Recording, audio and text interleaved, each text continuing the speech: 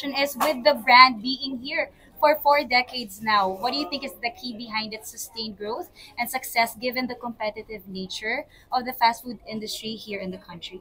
Well, I think the key to the success is really our focus and prioritization of our customers. So whether it was during the early years or even to today, as customers' wants and needs are changing, we have to also adapt ourselves to their needs, to their changing needs. So whether it's through ano ba yung gusto nilang mga produkto, or the way they want to get McDonald's.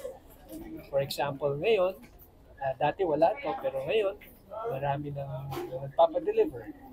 At ngayon, ang customers din, very digital savvy. Gusto nila gumamit ng digital, especially ang ating mga Gen Zs. So, ano yan, kaya nag-a-adapt, nag-iiba rin ang McDonald's. What are your hopes for the future of the brand for the country?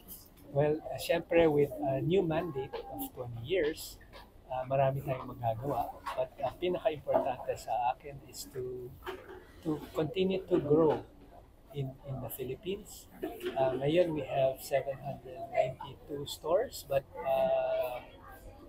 like last year we built 65 new stores, pero this year we will build even more and makakaabot tayo sa mga communities na wala pang McDonald's. And by doing that, I think we will help also in nation building by providing a lot of employment, a lot of opportunities for people.